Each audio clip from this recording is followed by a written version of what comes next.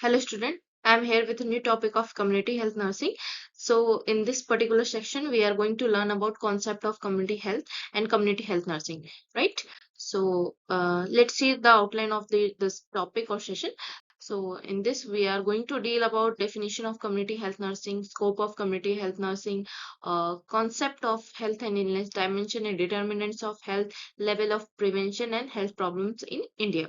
सो ये टॉपिक जो है बहुत ही लेंदी टॉपिक है, इसलिए हम इसको दो पार्ट में कवर अप करेंगे। फर्स्ट पार्ट में हम लोग definition, scope and concept of health and illness के बारे में डिस्कस करेंगे।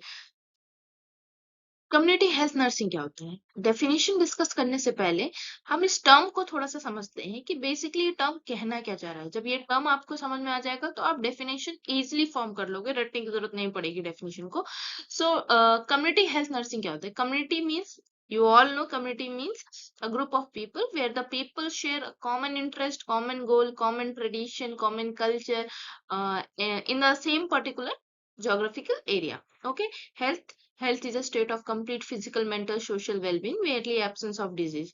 Okay, nursing you all know, you all are nurses and you know what is nursing. Nursing is basically, अगर हम बात करें, जो भी हम केयर प्रोवाइड कर रहे हैं पेशेंट को, इंडिविजुअल को, that process is known as nursing. Correct?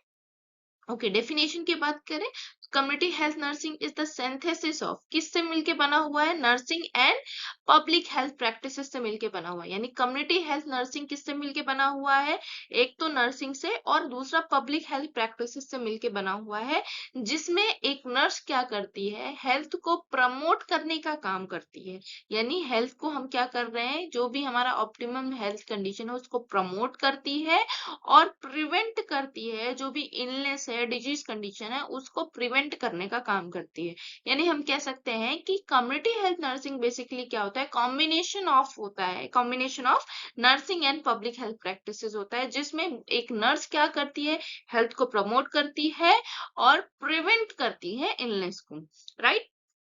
Community health nursing is a process refers to a systematic series or systematic series of step which followed by the public health nurse in community for the preventing illness and promoting health. मतलब community health nursing एक process होता है जो कि refer होता है, मतलब किससे आप कह सकते हो फॉलो अप होता है, सिस्टमैटिक सीरीज से फॉलो अप होता है। यानी स्टेप बाय स्टेप प्रोसेस होता है, जिसमें जो एक पब्लिक हेल्थ नर्स होती है जो कम्युनिटी में, वो प्रिवेंट करती है इलनेस को, प्रमोट करती है हेल्थ को। ऑल ओवर अगर हम बात करें कम्युनिटी हेल्थ नर्सिंग क्या होती है, तो कम्युनिटी हेल्थ नर्सिंग बेसिकली क्या होता है? ये कॉम्बिनेशन होता है नर्सिंग और पब्लिक हेल्थ प्रैक्टिसेस का, जिसमें हम हेल्थ को प्रमोट करने का काम करते हैं और साथ ही साथ किसी भी डिजीज या इलनेस को प्रिवेंट करने का काम करते हैं, राइट?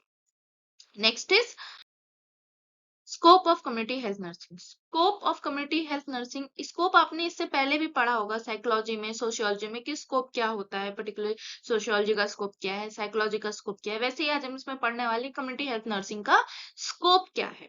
ठीक, तो स्कोप का मतलब क्या, बेसिकली क्या होता है? किस किस सेक्टर में कम्युनिटी हेल्थ नर्सिंग को हम यूज कर सकते हैं, उसी को हम स्कोप बोल रहे हैं। ठीक है, अच्छा, कम्युनिटी हेल्थ नर्सिंग को हम अप्लाई करने के लिए या किस किस सेक्टर में अप्लाई हो सकता है, उसके कुछ स्पेसिफिक प्रिंसिपल आप बोल सकते हैं या की पॉइंट्स बोल सकते हो उसको, कि जो भी हम कम्युनिटी हेल्थ नर्सिंग के स्कोप पढ़ते हैं तो उसमें कुछ की पॉइंट्स होने चाहिए। जैसे हेल्थ प्रमोशन होना चाहिए, इलनेस प्रिवेंशन होना चाहिए, restoration of health of individual होना चाहिए, फैमिली और कम्युनिटी का होना चाहिए। मतलब ये कुछ स्पेसिफिक की पॉइंट्स होने चाहिए जब भी हम स्कोप की बात करेंगे, कम्युनिटी स्कोप की बात करेंगे। ओके, जो नर्स होती है वो डिफरेंट डिफरेंट प्लेस पे वर्क करती है, उसी को हम स्कोप कह रहे हैं। जैसे हमारा हो गया होम केयर हो गया, फिर नर्सिंग होम हो गया, स्कूल हेल्थ सेंटर्स हो गए, ओल्ड एज होम हो गया, इंडस्ट्रियल हो गया।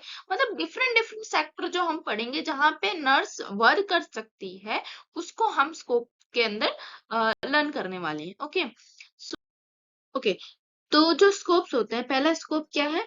Home care. अब होम केयर सर्विसेज क्या होती है? जो एक नर्स होती है, कम्युनिटी हेल्थ नर्स होती है, वो डोर टू डोर या होम टू होम जाके विजिट करती है और होम केयर प्रोवाइड करती है। इसमें जो कम्युनिटी नर्स होती है वो जितने भी डिफरेंट एज ग्रुप होते हैं, डिफरेंट डिफरेंट एज ग्रुप के जो पीपल इंडिविजुअल होते हैं, उनको असिस्ट करने का काम करती है, उनमें रूल आउट करने का काम करती है किसी भी एबनॉर्मलिटी को, और हेल्थ को मैक्सिमाइज करने का वर्क करती है। इसमें जो भी हेल्थ होगी वो हेल्थ जो भी सॉरी जो नर्स होगी वो हेल्थ एजुकेशन देके, या फिर जो भी इफेक्टिव ट्रीटमेंट जो होता है उसको देख के हेल्थ को प्रमोट करने का और इलनेस को प्रिवेंट करने का काम करती है। ओके, देन है एमसीएच सर्विसेज। एमसीएच मतलब मैटरनल चाइल्ड हेल्थ सर्विसेज।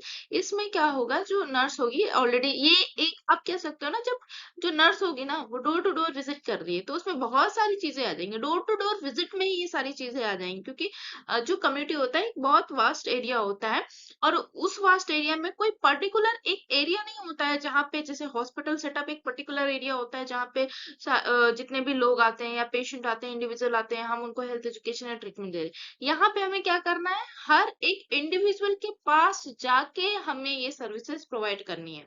उसी तरीके से सेकेंड स्कोप है एमसीएस सर्विसेज।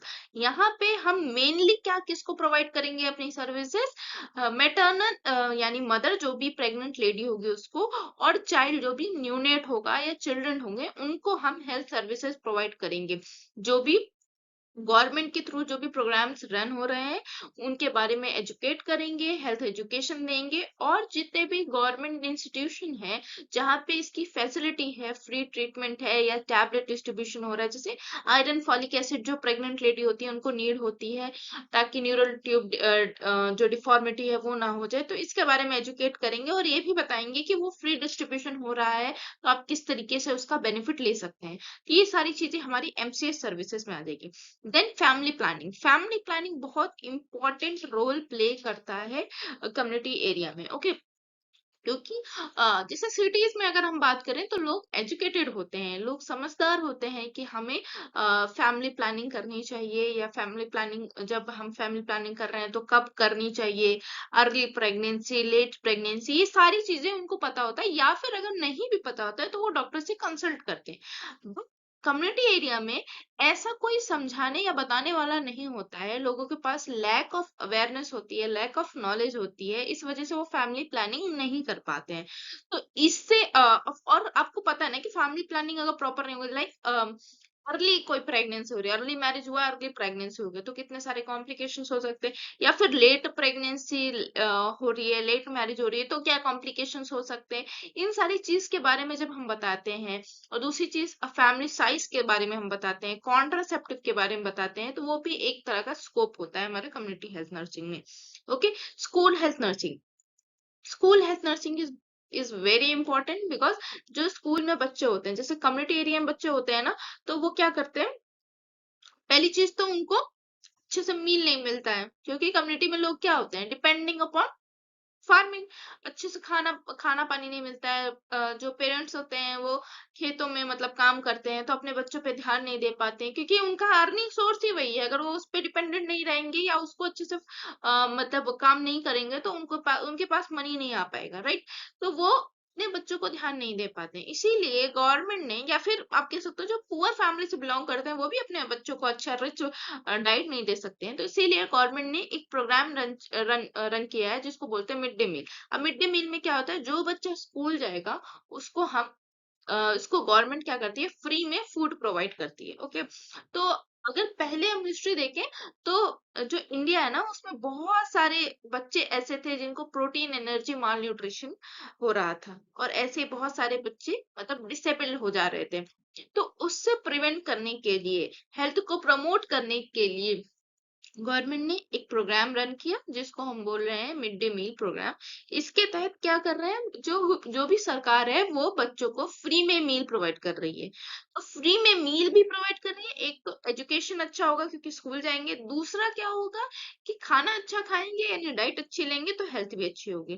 तो स्कूल हेल्थ नर्सिंग सर्विसेज भी होगी यहाँ पे, और ये भी एक स्कोप हो सकता है। और यहाँ पे जो भी नर्स होगी वो क्या करेगी, पहली चीज तो बच्चे जो स्कूल में जा रहे हैं उसको उनका हाइट चेक कर सकती है, उनका वेट चेक कर सकती है, उनमें कोई एबनॉर्मलिटीज डिसेबिलिटी तो नहीं है, ताकि अगर कुछ ऐसी चीजें हैं तो वो रूल आउट करके उनको रेफर भी कर सकती है, उनके फैमिली को इन्फॉर्म करके उन उन बच्चों को जिनमें डिसेबिलिटी है उनको रेफर भी कर सकती है हायर सेंटर के लिए, राइट।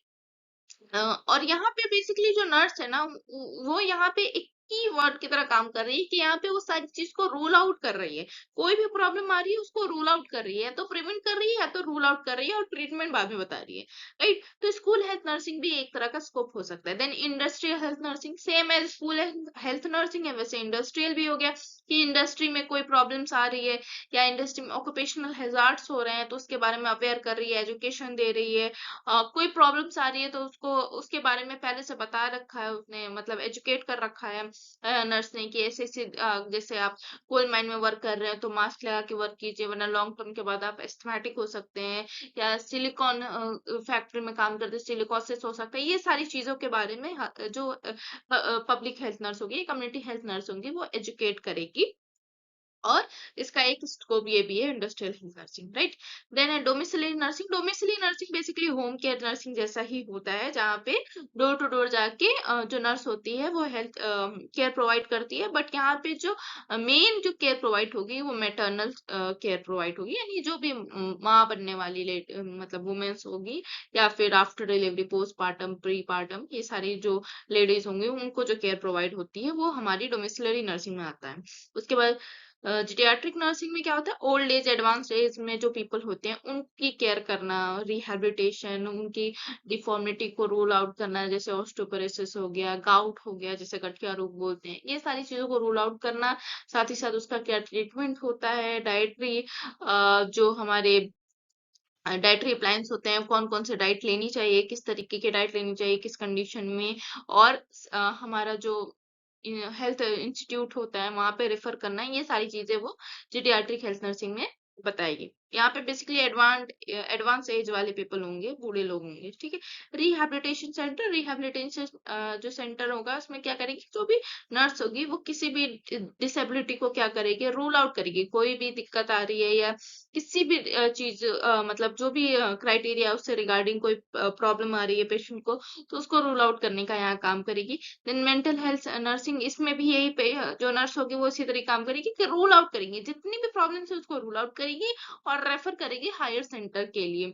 और मेंटल हेल्थ नर्सिंग जो बेसिकली क्या होता है कि, और कभी कभी होता है ना कि कुछ चीजें जो होती है इनिशियल होती है मेंटल हेल्थ नर्सिंग में, तो हम यहाँ पे जो भी नर्स होगी वो family modification, family behaviour modification भी बताएगी, फैमिली को भी एजुकेट करेगी उसके मेंटल हेल्थ के बारे में, सारी चीजें काउंसलिंग भी कर सकती है, गाइडेंस भी दे सकती है यहाँ पे जो नर्स होगी, ओके। देन है नर्स एपिडेमोलॉजिस्ट। नर्स एपिडेमोलॉजिस्ट को हम इन्फेक्शन कंट्रोल नर्स भी बोलते हैं। यहाँ पे जो नर्स होगी इन्फेक्शन को कंट्रोल करने का काम करेगी। जैसे एपिडेमियोलॉजी बहुत वास्ट टॉपिक है जिसमें एजेंट होस्ट एनवायरनमेंट बहुत मेन, एक आप कह सकते हो मेन फैक्टर होते हैं कि हेल्थ को इन्फ्लुएंस करने के लिए। तो एजेंट होस्ट एनवायरनमेंट किस तरीके से हेल्थ को इन्फ्लुएंस करते हैं उसके बारे में यहाँ लोगों को बताएगी। और इसको हम बेसिकली इन्फेक्शन कंट्रोल नर्स भी बोल सकते हैं, कि जो नर्स होगी वो इन्फेक्शन कंट्रोल नर्स है, वो क्या कर रही है, इन्फेक्शन कंट्रोल करने का ही काम कर रही है, इसलिए इन्फेक्शन कंट्रोल नर्स बोलेंगे इसको। तो हमारे ये सारे जो स्कोप है ये कवर अप हो चुके हैं, मतलब इन इन सेक्टर में जो नर्स है वो जा सकती है अगर कम्युनिटी हेल्थ नर्सिंग है। बेसिकली उसको एक पूरा स्कोप कम्युनिटी हेल्थ नर्सिंग है और उसमें ये सारे पॉइंट्स पे वो वर्क कर सकती है, ये सारे स्कोप है, इन पॉइंट्स पे वो वर्क कर सकती है, करेक्ट। देन उसके बाद हमें पढ़ना है, okay, concept of health. Health का क्या कॉन्सेप्ट होता है, तो यहाँ पे 4 कॉन्सेप्ट होते हैं, biomedical concept, ecological concept, psychological concept and holistic concept. ये 4 कॉन्सेप्ट पे जो हेल्थ का है वो डिपेंड होता है। सबसे पहले हमारे no, biomedical concept basically arise हुआ है जर्म थ्योरी ऑफ डिजीज से। अब जर्म थ्योरी ऑफ डिजीज क्या बताना चाह रहे हैं कि जर्म थ्योरी ऑफ डिजीज इन्होंने प्रपोज किया, तो उन्होंने ये बोला कि हम किसी इंडिविजुअल को हेल्दी तभी बोलेंगे जब वो फ्री फ्रॉम डिजीज होगा, यानी माइक्रो ऑर्गेन डिजीज क्या होता है, कोई माइक्रो ऑर्गेनिज्म होगा तो डिजीज होगा। बायोमेडिकल कॉन्सेप्ट के अकॉर्डिंग कोई डिजीज तभी होगी जब माइक्रो ऑर्गेनिज्म होगा, और माइक्रो ऑर्गेनिज्म नहीं है तो वो हेल्दी होगा।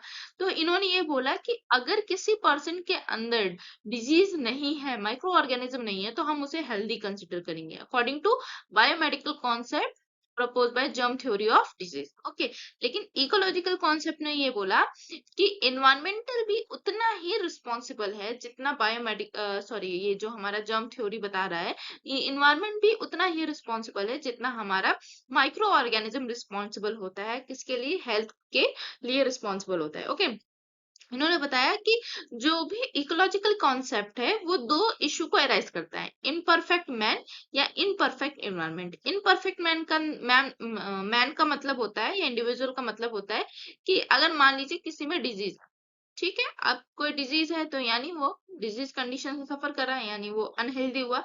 या फिर इनपरफेक्ट एनवायरनमेंट है, यानी उसका आसपास का वातावरण सही नहीं है, एनवायरनमेंट सही नहीं है, तो भी वो क्या करेगा, डिजीज कंडीशन से सफर करेगा कि नहीं करेगा। तो ये दोनों ही कॉन्सेप्ट जब दोनों में से कोई एक कॉन्सेप्ट या दोनों ही कॉन्सेप्ट जब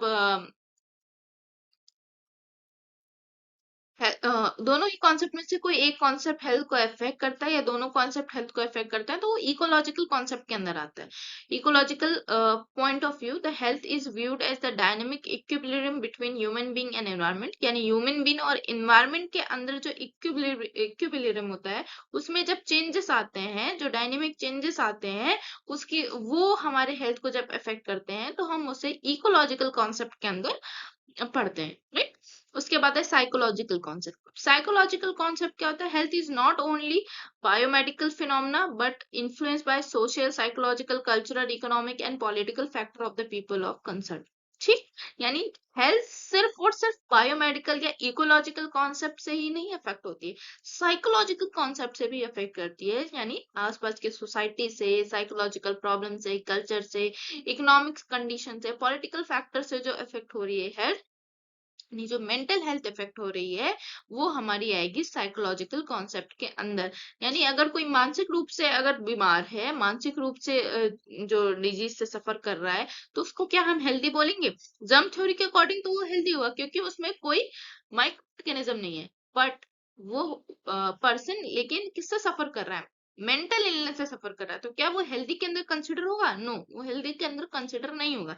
इसीलिए साइकोलॉजिकल कॉन्सेप्ट ने ये बताया है कि बायोमेडिकल फिनोमेना इनफ नहीं होता है ये डिस्क्राइब करने के लिए कि जो इंडिविजुअल है वो हेल्दी है, जबकि जो साइकोलॉजिकल कॉन्सेप्ट है वो भी इक्वली रिस्पॉन्सिबल होता है किसी पर्सन की हेल्थ को मेंटेन करने के लिए। ओके, जिसमें हमारा सोशल बैकग्राउंड होता है, साइकोलॉजिकल, कल्चरल, इकोनॉमिकल बैकग्राउंड के बारे में हम इसमें देखेंगे, पढ़ेंगे। ओके, देन है होलिस्टिक कॉन्सेप्ट। होलिस्टिक कॉन्सेप्ट में किसी एक सिंगल कॉन्सेप्ट के बारे में नहीं बात की गई है, ये सभी कॉन्सेप्ट को लेके बात की गई है कि अगर इनमें से कोई भी कॉन्सेप्ट प्रेजेंट है तो उस पर्सन को हम क्या बोलेंगे, अनहेल्दी बोलेंगे, राइट। अगर बायोमेडिकल कॉन्सेप्ट है तो भी अनहेल्दी हुआ, इकोलॉजिकल हुआ तो भी अनहेल्दी हुआ, साइकोलॉजिकल हुआ तो भी अनहेल्दी हुआ, या ये सब हुआ तो भी अनहेल्दी हुआ। यानी होलिस्टिक कॉन्सेप्ट होता है वो ओवरऑल कॉन्सेप्ट के बारे में डिस्कस करता है, यानी जितने भी अबव कॉन्सेप्ट हमने पढ़े